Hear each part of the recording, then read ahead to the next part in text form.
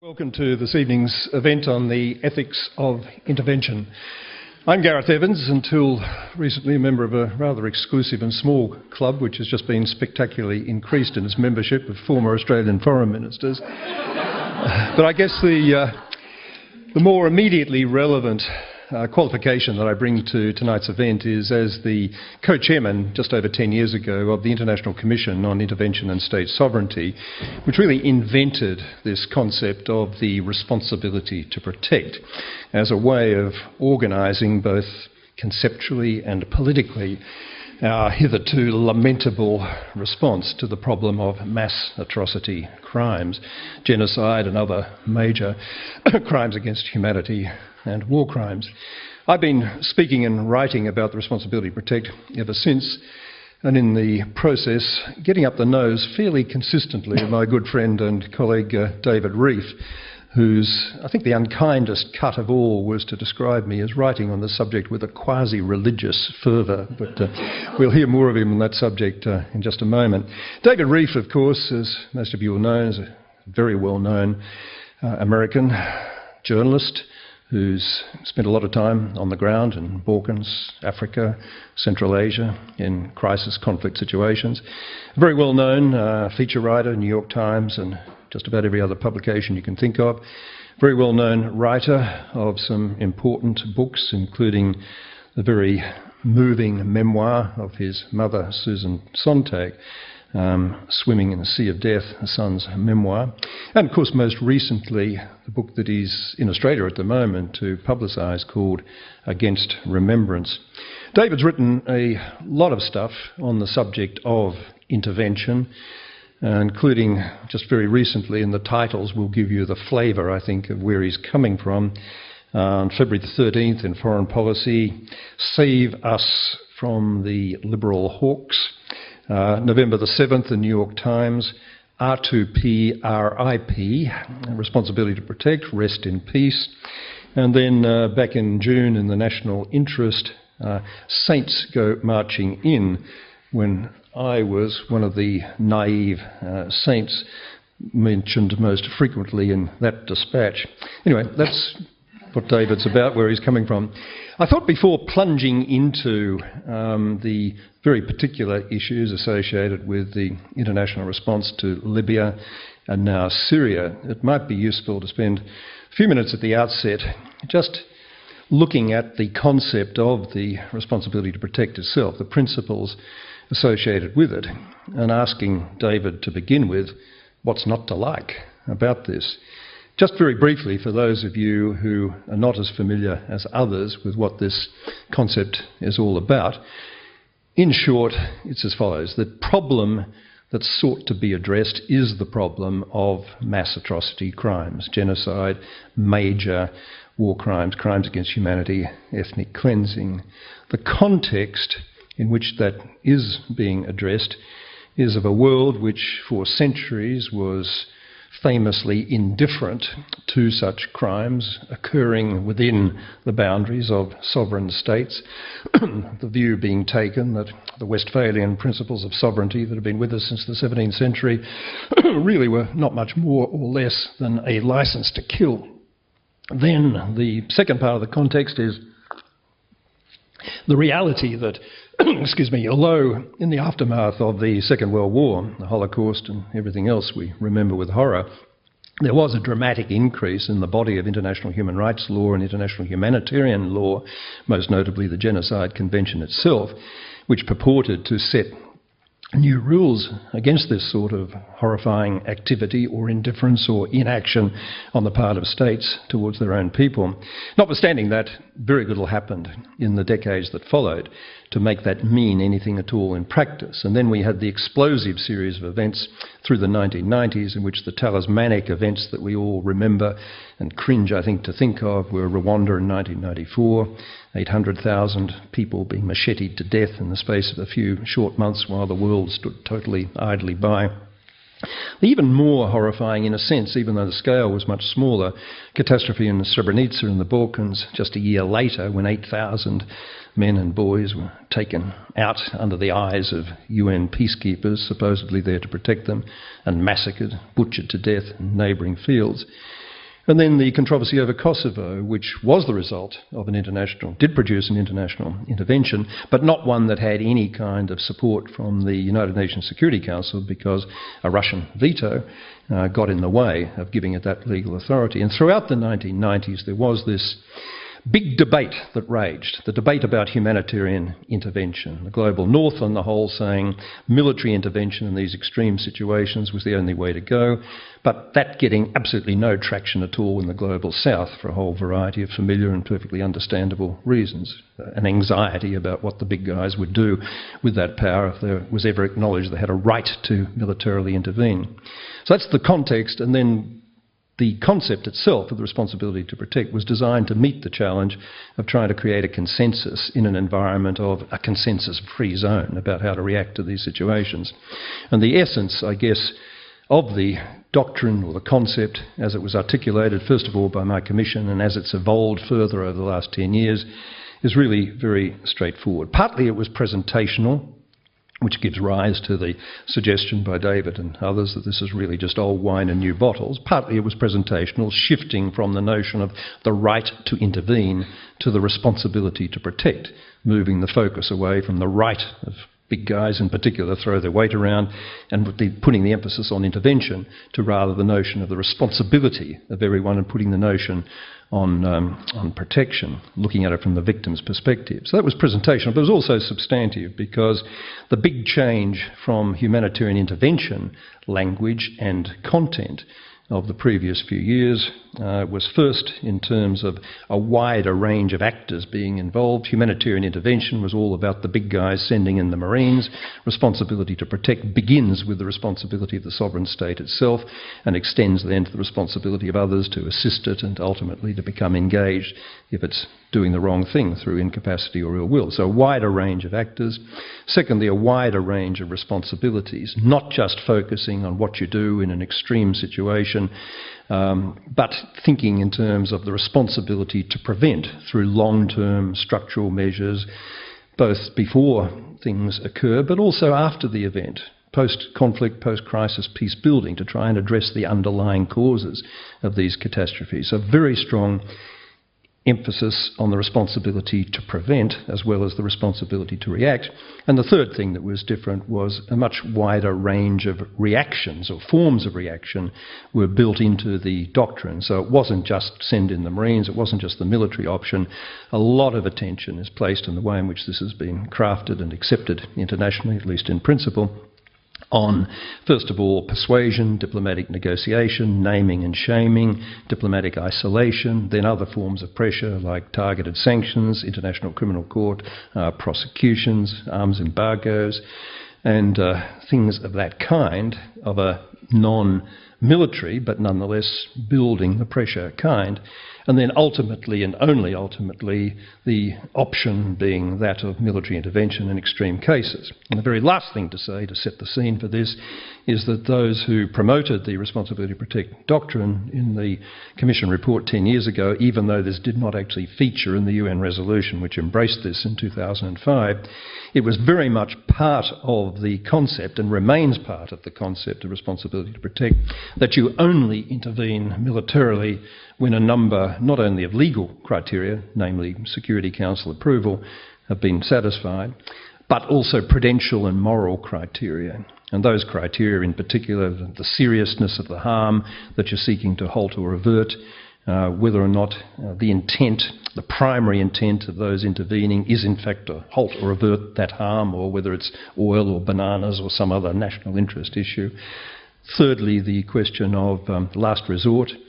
Is a military intervention the only reasonable way you could possibly halt or avert the harm in question that's impending or incurring? Fourthly, criterion of proportionality. Is the response actually proportional, or is it way over the top to the nature of the harm that you're anxious about? And fifthly, and probably most importantly of all, and this will feature largely, I think, in our discussion of Libya and of Syria when we get to it, is the criterion of balance of consequences, that whatever else military intervention should be about, it should not involve doing more harm than good, putting more people at risk than would otherwise be the case. So, David, you're absolutely free to say that that's a very superficial and fraudulent description of what R2P is all about, even though you're talking to the chief theologian of the doctrine, and that would be a little bit adventurous. But what in particular I want you to say, and by all means, take me on the description, because it is a very quick summary. But the real question I want to ask you, the bottom line is, describe that way, with those elements, what's not to like about the responsibility of protecting? Absolutely nothing. And now we can all go home. No, seriously. Thank you all for being here. There are rather more of you than I expected. What's not to like? Well, for openers, I don't think the basic relation of power between global north and global south is changed by this. You're absolutely right that in legal terms, the goal, I would stand by the argument that to some extent, at least, to an important extent, the military intervening side of R2P recapitulates the older ideas of people like Bernard Kouchner, the former French foreign minister and one of the co-founders of Doctors Without Borders, of the right of intervention, the right of interference. You can't translate it exactly into English. But that insofar as we're talking about basically expeditions to prevent leaders in the global south from harming their people, whether it's the people in Tyre or a minority in the country, we are talking about the same old power relations that we've had all along.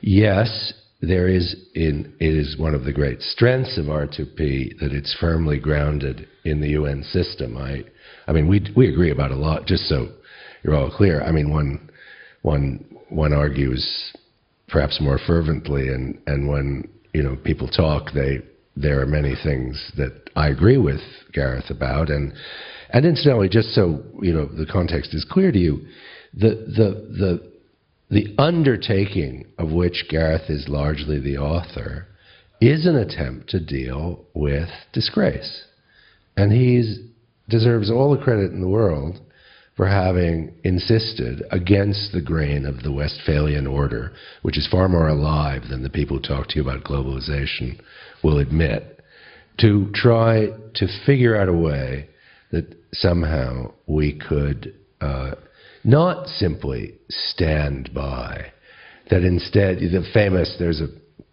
kind of famous metaphor about the Holocaust, about the Shoah, in Jewish thinking, the phrase was, why did the skies not darken? And because obviously there was a theological crisis in Judaism after Auschwitz. And, what Gareth and his colleagues tried to do was to see if one couldn't darken those skies. And that's an admirable and humane and extraordinary effort. My problem with it is that I think it leaves too much of the imperial status quo in place, that in the end one still is talking about the US Marines or the NATO or the new rich countries of the Gulf. I mean, if we'll get to Libya, and I'm not going to dwell on Libya yet, but I mean, immediately after the initial bombing raids, or rather after the immediate protection of Benghazi, which, just so you're all clear, I supported. That I did write in favor of. I simply didn't think it should have gone any farther, and I'm not sure Gareth entirely disagrees with that.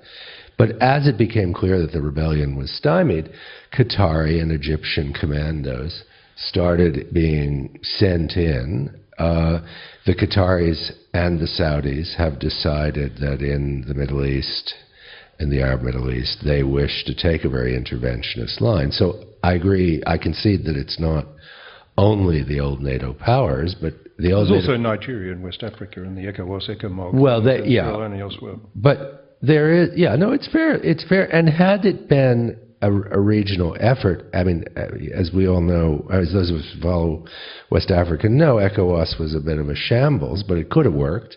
There was nothing wrong with the structure of it. It had to do with force commanders and all kinds of particulars.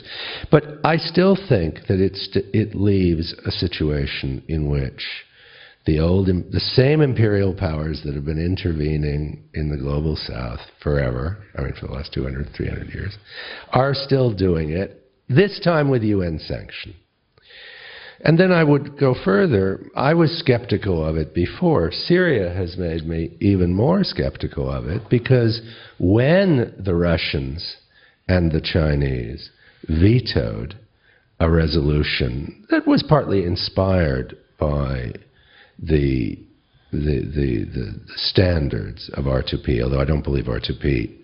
I believe R2P is only mentioned in the second Libya resolution, isn't it 73? No, both of them. Isn't both of them? But you know, R2P has had a very big effect, and in people's psyches, it is a template now to think about things. I mean, again, Gareth is absolutely right about that. But when the Russians and the Chinese vetoed, a whole number of supporters, not Gareth, but a whole number of rather well-known R2P supporters immediately said, well, the Security Council doesn't matter. Anne-Marie Slaughter, one of the leading American, U.S. Exponents of R2P, and someone has written several pieces now in the New York Times and elsewhere. She's the former head of policy planning in Mrs. Clinton's State Department. Now back at Princeton, where she was a dean before, and now is a professor of politics.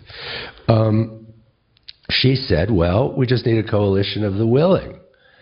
So, you know, it does seem to me that and she's not alone in this, if many of the most ardent admirers, proponents of R2P in the global north are ready to drop the UN part at the drop of the hat, that the old wine in new bottles charge surely has some validity.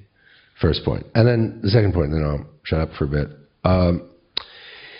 I'm not convinced. Just for clarification, is it your point that it's okay if the UN Security Council, with its present membership, does authorize military intervention, or is that still up for grabs? No, I mean, the Security Council is the ultimate arbiter of global security. I mean, either you believe in this global system, I mean, you can want to reform the global system we have, and you have done major things in reforming it. And again, that's why I'm going to be very careful about, you know, in the context of what this project is a morally admirable project and a politically sophisticated one.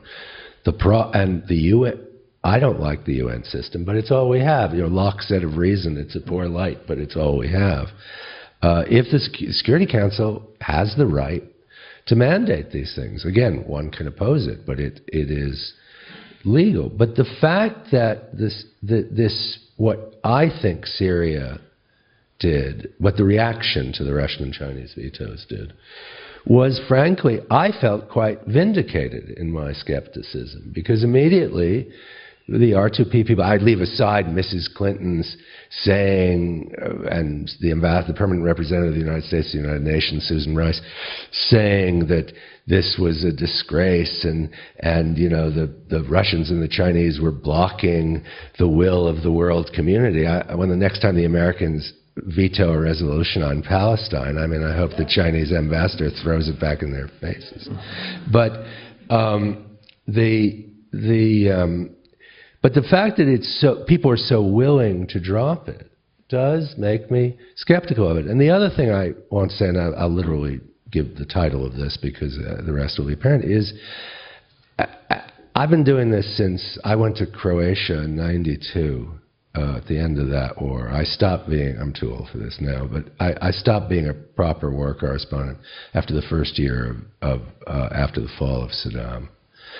And the more I have watched this, and even after, because I still write about the global food crisis, so I get my boots plenty muddy these days as well, even at 60. But I'm not sure we know what we're doing. And while I honor Gareth and his colleagues for trying to figure out a structure of how to do things, it seems to me time and time again, our interventions, not just in Iraq and Afghanistan. I mean, Gareth and I agree completely, I think, about Iraq and Afghanistan. I don't think there's a millimeter's distance between us. But I think even in the interventions that seem morally necessary, we have shown time and time again, and I'll ask, Kosovo is such an example, that we don't understand as much as we think we do. And that makes me very skeptical of a kind of set of legal criteria on the basis of which you can just say, well, let's intervene. Well, let's tease out a little bit more in a moment what happened in the Libya case and how that may or may not have impacted on the subsequent politics and handling of the Syria case. But just go back a moment to your threshold position. There's the same old power relationships visible here with these interventions whenever they take root. Well, let me just ask you head on, if that's right, so what? If you are protecting genuinely a huge number of people's lives that would otherwise be lost. Now, maybe that's a big premise and a big argument you'll always have as to what difference an intervention would make, but it's pretty widely now accepted that a fire brigade, gendarmerie kind of intervention, 5,000 or so UN troops, would almost certainly have made a gigantic difference in Rwanda in 1994. Absolutely. And I think it's widely accepted, although more controversial, that for all the legal weakness of the Kosovo intervention and for all the argument you can have about the extent to which the KLA, Kosovo Liberation Army, contributed to the horrors that were being perpetrated or begun to be perpetrated by Milosevic, at least it was successful, wasn't it, in stopping another genocidal massacre that there was every reason to believe would have occurred. So maybe, just maybe, on a sort of utilitarian calculus, for all the problems you identify, maybe sometimes we are doing more good going ahead with these things. What is the moral calculus here? Sometimes, look, first of all, I do not. Emerson, the American philosopher Emerson, said a foolish consistency is the hobgoblin of small minds. And I think any view that doesn't admit an exception, that is to say, I am not Noam Chomsky. I loathe Noam Chomsky.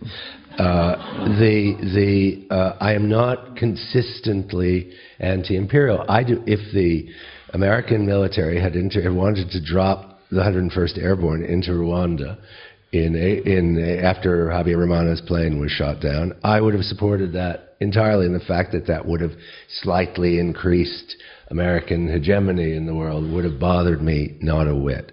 The reason that I certainly, just my own tedious autobiography, have moved from being a kind of liberal hawk, as I was in the early 90s, to being somebody who's now very skeptical of these enterprises, is it seems to me these interventions are increasingly being thought of as first resorts rather than last resorts whenever governments repress their peoples. That's one point. The second point is, Gareth, you asked entirely, with perfect justice, well, what's so wrong about, if gendarmerie, if expeditionary operations can indeed create, save people's lives, why not do it? As did, for example, the Operation Artemis of the French in the Congo, as did, for example, Operation Palliser with the Brits in Sierra Leone. Those were classic police operations by military powers which were classically directed at life-saving, succeeded. Where's the rub? Well, the rub is that first of all, I do think, because I think that the argument you make could have been made about imperialism, to be very blunt. The history of this, what scholars conventionally call the second imperialism, was humanitarian. Leopold of the Belgians was given the Congo, given by the Treaty of Berlin, in whatever it was, 1878, on the basis that he would stop Arab slaving raids. The old idea that the Western idea that we are the humanitarians going to raise up the global South, as we now call it, it seems to me something we should think about. And I don't feel that R2P, R2P is better than what Kushner did, but I don't feel that R2P sufficiently takes that into account. The other thing is, I think it is the presumption of the human rights movement of which you are a distinguished part, whether you want to be or not. It's one of the things you've been, obviously not the only one. But that somehow legal issues can be taken discreetly, e.t.e. I don't think that's true. I mean, humanitarian intervention is an element of global power. It's a moral warrant for hegemony. It's many other things. To just say, send them in if they save lives on utilitarian calculus. Look, on utilitarian calculus, the current Western domination of the international system is killing a hell of a lot more people by unfair terms of trade than are being killed in all these wars, to be blunt, in terms of malnutrition, in terms of a whole lot of outcomes. Now, I don't, so I think all I'm saying is not that you should never do it. Sometimes you should do it. The Brits in Sierra Leone, incidentally, are a good idea. It turned out that Tony Blair was right, much as I loathe him, that he was absolutely right, and that you could break the back of this guerrilla movement basically with a battalion. What do you say, David, when I remind you that one of the big voices in favour of the R2P concept in 2005, when it was being debated in a rather sceptical environment in the UN General Assembly, one of the biggest voices was Sub-Saharan Africa through the African Union, who went on record through their spokesman to say that, look, the sin of intervention is bad. We all know that in an African context. But the sin of indifference by the rest of the world is worse, and that's why we are supporting this. It's not just a Western, Northern imposition. There have been Southern voices. Yeah, the Secretary General at the time. I mean, if you really want to go further, I mean, he's a Southerner with Northern characteristics, I think. Well, that's true. You're right about that. Look, there are no. I certainly don't present the global. I don't wish to present the global North monolithically, and I similarly certainly think it would be a great error to present the global South monolithically.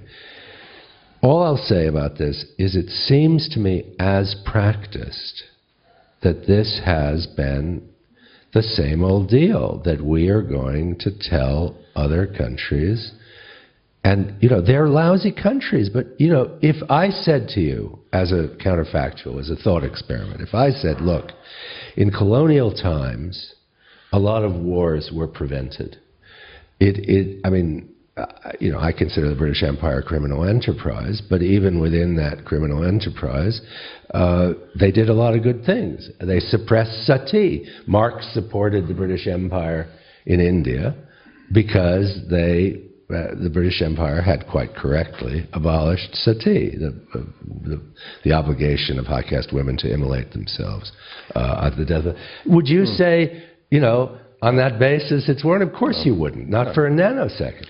No, you won't get me going on the civilizing missions and the other imperial roles that have been played. I mean, there was... No, of course you don't think it for a second, but why do you think you got such a firewall, if I can turn Well, one of the reasons around? I think that things have changed is that there are now, despite that real scepticism that was so evident through the debate of the 90s, there are real Southern voices genuinely supporting this concept. They're still troubled about the sharpest end of it, the military interventions, but they're sure as hell not troubled overwhelmingly by the basic structure of the concept. The sovereign states have responsibility to their own people, that when they abdicate that responsibility or are unable to exercise it, then the international community should step in, first by way of assistance and then subsequently by more robust forms of engagement. That's out there as a matter of agreement in successive debates in the General Assembly. The initial small band of spoilers that you'll probably remember from that first debate that I had with Noam Chomsky actually in the General Assembly in 2009, the voices then were Sudan, Venezuela, Nicaragua and Cuba that were opposed to this almost alone. And now even those voices are muted.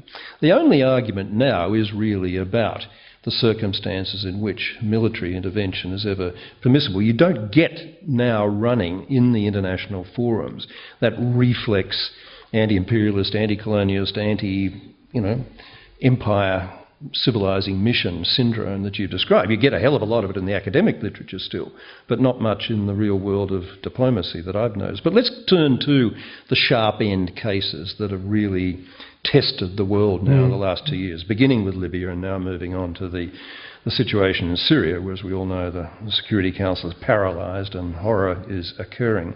Libya, to begin with. Now, it struck me that despite all the reservations you've just articulated, you also said a moment ago that you were not opposed to the initial intervention in Libya when, under the express terms of the Security Council mandate, a no-fly zone was put in place involving not just planes buzzing around, but the destruction of airports and other command and control infrastructure.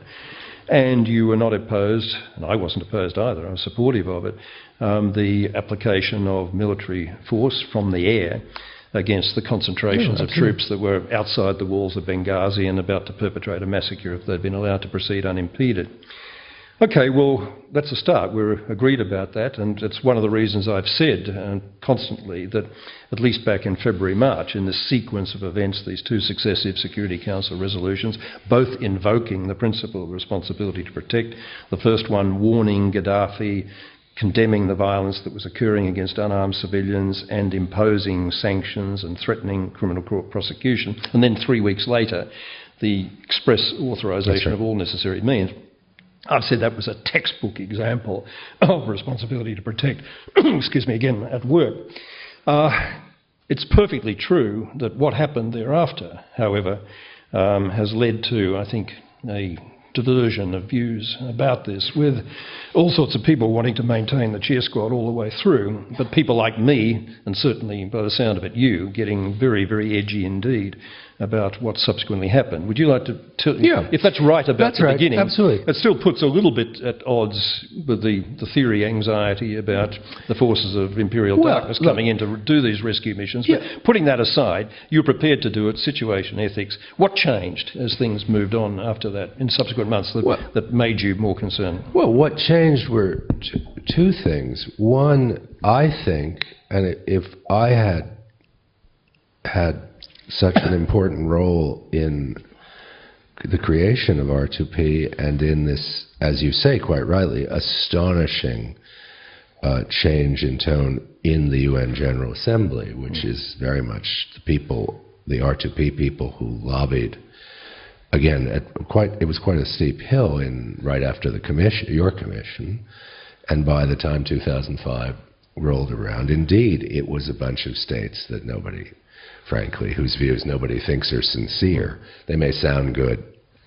You may agree with them in theory, but you have to not know who these people are in order to find they don't have the bona fides, put it bluntly, to make these objections, because, I mean, the Cuban government is not in a position to lecture anybody about anything, still less some of the other charmers who were involved in this. The problem is, from my perspective, that everything that happened, I mean, just so the audience remembers, as Gareth will, there were two interventions. There was an 11-day campaign based on the second of the two UN resolutions, 1973, which did indeed not only protect Benghazi, which I accept completely. I've never understood the skepticism about Gaddafi's intentions. If a man makes the speech that he makes, and Saif Gaddafi makes the speech he makes, it seems to me you'd have to be a damn fool to say, well, he didn't really mean it, or, you know, whatever. I mean, that just seems to me, there you're just making a principle, and you just, you know, as the old joke about Marxism is, you know, if the facts don't conform to the theory, so much the worse for the facts. Now, there was this operation, I don't remember the names of the two of them, but the first one indeed was protect Benghazi, destroy the column that was coming across the desert toward it, and undoubtedly would have started slaughtering people, and destroy a whole set of infrastructures that would have made the air exclusion zones and the protection zones impractical, standard military stuff. The problem is that within a very short time, it became clear that, at least from the American and the French point of view, and I think from the Qatari and Saudi as well, that Gaddafi had to go, that this was in fact regime change. And again, this is my problem with R2P, not as imagined by you, Gareth, or by Sakhnoun, or by Secretary General Annan. I still think of him as the Secretary General, but that's wishful thinking, much as I disagreed with him about many things. The point here is, it seems like this regime change idea, and maybe we should talk about Syria now, is, invoked immediately too. The Americans have said, the Assad must go. And I get very nervous when a doctrine that is meant to be fundamentally about protection becomes in effect a political doctrine about democracy. The argument, of course, that was made in response to that by the P3, the US, the UK and France, leading the intervention, was that the mandate, sure, was a civilian protection mandate to protect civilian populated areas as well as civilians themselves. And the argument is, given that there are all sorts of people at human rights risk, not just in Benghazi, but in Tripoli and in areas that were very much under Gaddafi's control, we weren't being put at risk by concentrations of troops that were attackable from the air, but were being put at risk by goons and thugs who were going house to house, arresting people, torturing them, executing them. How, then, the argument went, could you possibly discharge a civilian protection mandate without turning over the regime? That's the argument. The argument for supporting one side in a civil war was essentially the same argument, even though that's part of the criticism that Russia, China, Brazil, India, South Africa, the so-called BRICS, have mounted against this. Civil wars are what happens when unarmed civilians have to rely on getting arms by whatever means from outside and getting defections from the military in order to pursue their cause. Otherwise, they'll just die or the cause will evaporate. Civil wars are what happen. That's what you've got to do. You've got to support them. And again, the argument is made that, yes, this was a full-scale war-fighting exercise of a kind that when I used to write about this, I said, responsibility to protect operations are not about full-scale war-fighting, defeating an enemy. They're about halting or averting harm.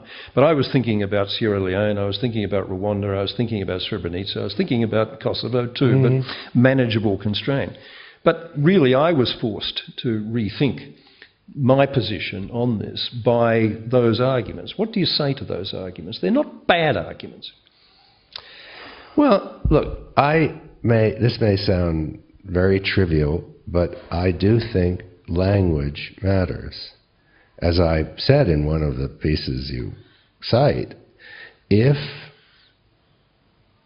Nicolas Sarkozy, God help me, would have said, there's been a rebellion against the Gaddafi dictatorship. It's true that France had very good relations with Gaddafi, but this is a new time. The Arab Spring is here. We didn't have a choice. Now we have a choice. We are supporting this rebellion. I might have thought that was a good thing or a bad thing, but I would have no quarrel with it. But it seems to me that when you pretend that taking sides in a civil war or intervening is actually humanitarian, I leave aside the problem of the oxymoron humanitarian war, which now trips off the tongues of the French and American and British governments, I do think there is really a problem with what is being talked about here. If it's really true that in order to do the responsibility to protect in the cases that will require any kind of military intervention, that what you have to do is regime change. And it seems to me, at least as interpreted by some people who support, again, talking about Anne-Marie Slaughter or James Traver, it's particularly an American phenomenon, I think. It is. And perhaps Bernard-Henri Lévy in France. But I'm not saying that's what you think. I'm well aware it's not what you think. And I don't think it's what the other members of the panel thought. But I do think that if that's what we mean by it, then the bill of, then the argument, the proposition that you put forward at the UN and convinced the African Union, a tremendous accomplishment. Again, I agree with that. Then it was not, you were proposing something that was not the way the great powers were going to use it. And I mean, yes, I have a kind of bee in my bonnet, and I've had this for many years, that the human rights movement is a kind of secular religion. And it's true that I think of R2P as a kind of manifestation of this, and as an atheist, I'm skeptical of all religions, secular or involving deities of one kind or another. But, I mean, to use a religious analogy, very few powerful moral ideas have remained the property of the people who developed them. Usually they're distorted and screwed up. And I give you as the best example Christianity. Ask yourself the question, how did the religion of women and slaves become the official religion of one of the most murderous empires in the history of the world? To channel Simone Weil. Well, that's a fascinating topic for another day, but let's... Let me say, I think you've said something really very important in the point that you made at the outset of that response about the presentation, about the style, about the argument that was actually made at the time by the P3. The truth of the matter is that when these guys went to the Security Council, they grabbed that mandate with both hands and then went away and ran with it and did not come back to the Security Council in any spirit of compromise at all thereafter, saying, look, we're dealing with Benghazi at the beginning, but let's face it, now we're dealing with a wider human rights situation. We weren't dealing with a civil war at the beginning, we are doing it now, but this is why we're dealing with it and why we have to support it. If the argument had been put in those terms, I think, from what I know now about the atmospherics in New York, how it played out then and how it's playing out now, there would have been a much better response. Are you familiar with this Brazilian initiative? The RWP initiative. RWP, Responsibility While Protecting.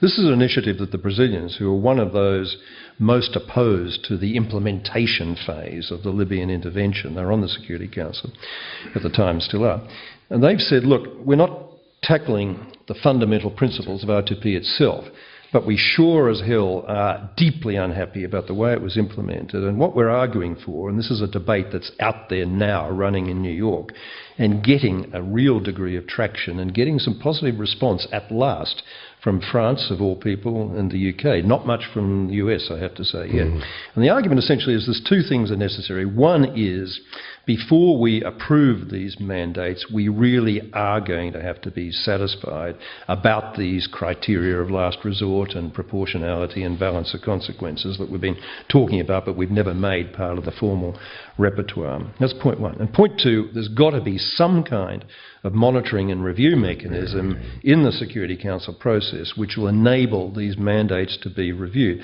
Not in a way that micromanages a military operation. You can't have a 1,000-kilometre screwdriver with these sort of operations run from headquarters, political or military. You can't.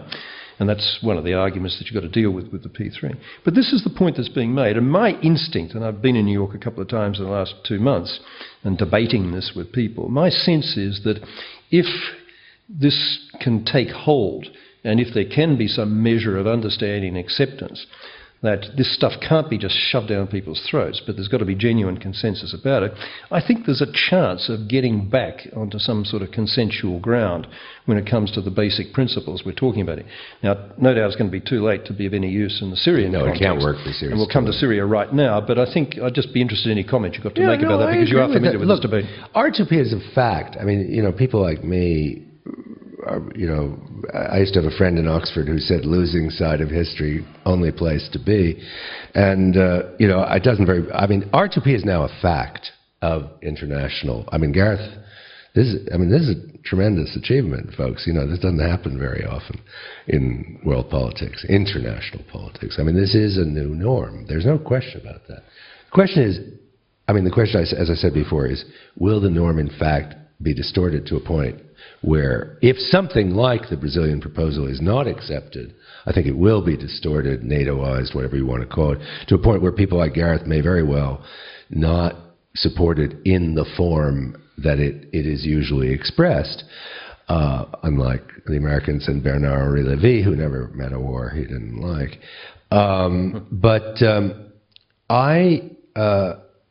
The fact that you haven't left means he's probably not as well known here as everywhere else, which pleases me enormously. But You slaughtered. Who are you talking about? Levy. Oh, Levy. Yeah. And, you know, I agree, of course, that if there could be some sense that not just the veto-wielding states, but the emerging powers, who are the ones who are skeptical, as you say, rightly, the BRICS. It's South Africa, it's Brazil, first and foremost Brazil. Russia, I don't include in that anyway, it's a veto-wielding power. India. And India. These are sovereigntist countries, profoundly sovereigntist countries with, profound colonial experiences. And if you want to maintain the global South support, you have to have some sense. Again, I agree, not as micromanaging. I mean, of course, once you approve a military operation, you can't have targets being brought before the Security Council. I mean, that would be absurd. But you do have to have some notion that it can be reined in. Otherwise, it seems to me, it will go the way that I've feared from the outset it would go. Let's spend a few moments talking about the situation specifically now in Syria, where clearly the Security Council has been paralysed, not only utterly unwilling to go down the path of military intervention, but also utterly unwilling to go down the path of even supporting a major condemnatory motion and sanctions, targeted sanctions, International Criminal Court prosecution and so on, all of which on the face of it would seem amply justified, because this is, I think we'd both agree, an unequivocal responsibility to protect situation in which it started out with unarmed people being mowed down for simply expressing peaceful dissent, rapidly morphed into something which is now in the nature of an embryonic armed conflict, sure, but nonetheless I don't think that changes the basic characterisation. We both agree about that. But the reason the Security Council got itself so stuck on this is unquestionably, I think, the backlash, the buyer's remorse about the way in which the Libyan thing was handled, and that's what's led, I think, to some recognition now on the part of the P3, that they've got to approach this in a more sensible way, otherwise there'll never be consensus again. But what the hell do we do now in Syria? Obviously it is a case for maximum pressure and maximum application of every available technique of political negotiation and persuasion and Kofi Annan and sanctions and all the rest. So I think we'd all agree about that. But is it a case for military intervention? Is it a case even for arming the opposition forces? You say that there's a mood in the US to this effect, but I'm not hearing it. I mean, the US has been very reluctant indeed to go down any of the paths that have rapidly trod in Libya. I think there may be some good reasons for that, but what's your view on this? Look, I think, we were talking about this in the green room before, I certainly think, agreeing with you, that the problem of doing more harm than good is too severe for a military intervention. And so I don't think it's debatable that this is an R2P situation in terms of grave breaches and crimes against humanity and the like. That the fact that the rebels, at least according to the human rights documents, seem to have been slaughtering some Alawites of late. That could have been said in Rwanda about the RPF, which also killed a great many people, but that didn't make an intervention less warranted. I don't see, for me, excuse me, well, I should say, just backtracking, I of course also agree that this is buyer's remorse. I don't think there's any question. People I know who are close to the Russians say they thought they had a different understanding of what they signed on to and you can say the Russians are the Russians, but you either... Well, I don't think anyone ever went broke overestimating the cynicism of the Russians. No, sure, and they could have been, maybe they weren't bribed well enough. That's what Ghassan Salame, the great expert in this region, the others that worry me more. Yeah.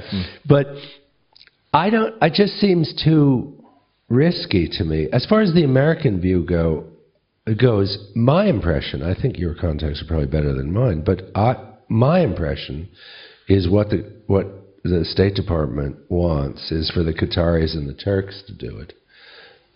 and they hope that they'll sort of take a leaf out of what the Qataris did when the rebellion got bogged down in Libya and start effectively, as it were, doing it without saying it. Then you carve out a few areas, and the Turkish Air Force kind of slowly starts fiddling without declaring an air exclusion zone, etc. I mean, in effect, kind of intervention, a kind of sub rosa intervention, with a hope that excuse me, that at that point there'll be mass desertions within the senior leadership of the Syrian army, et cetera, et cetera. That's what the Americans want. Obviously, with Afghanistan going south in the way it's going, and with, you know, with most of official Washington debating whether or not to go to war with Iran, you know, the last thing the Americans are going to do is intervene militarily. Maybe that's why Mrs. Clinton, who's a pro and a serious person, whether you admire her or not, but an absolutely professional and serious and intelligent person, perhaps has been so shrill, because in fact that's all she can be, really. The common question one hears is, well, you know, what's the big difference between Syria and Libya? There's a lot of support for moving in Libya. Doesn't seem to be any real support for going in directly, or maybe through the back door if others will do it. But I think when you look at it as objectively as you can, and when you weigh these sort of criteria that I've always argued should be weighed, including the crucial one of balance of consequences, more harm than good, there are some fairly obvious differences. You mentioned one or two of them, but the relevant ones seem to me to be, one, for a start, the armies are much tougher nut to crack in Syria than was ever the case in Libya. So the risks associated with a major confrontation of collateral damage, an awful lot of people being killed in a protracted war, are quite high. And got to be weighed against the number of people who are going to be killed anyway. The second thing is there's no regional unanimity about how to respond. The Arab League was united in Libya, they're not in Syria, and that really matters in terms of any non-Islamic country having even a finger in that particular pie in terms of the potential explosive impacts elsewhere. Thirdly, again, you've hinted at this, there are serious sectarian divisions within Syria which were really not part of this landscape at all in Libya, and also real questions about the extent to which minorities, you know, will be. Maybe nobody's that enthusiastic about the Alawites at the moment because they're perpetrating so many horrors through Assad, but I mean there are other minorities there that there's a real question mark about how they'll survive and thrive. Yeah, and we also, we also have the exact. I mean, what will I believe that, you know, a Chinese historian in the 23rd century writing of the American war in Iraq would say it accomplished two things. It led to the strengthening of Iranian influence over a country that traditionally had been its enemy, and it eliminated Christianity in one of its historic homelands. And I actually think, you know, that's a great risk in Syria, the Christian risk, that I actually worry about a lot, because it doesn't seem to me that an intervention will spare the Christians. And to the contrary, I think they'll be the first victims of it. And on top of all that, apart from those internal dimensions, which you spell out very well, I mean, there's the regional dimension that a lot of this stuff is going to be done by proxy.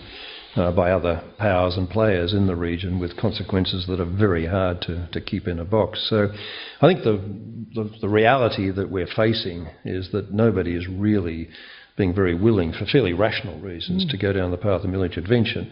What we're stuck with is the need to put maximum forms of pressure on this regime through sanctions and other means, and just hope that somehow the politics of it can be negotiated in the aftermath or and beside them, with the exercise of that pressure. It's not a very happy situation, but this is still part of the, to finish before we open it up now for questions, this is still part of a classic responsibility to protect response.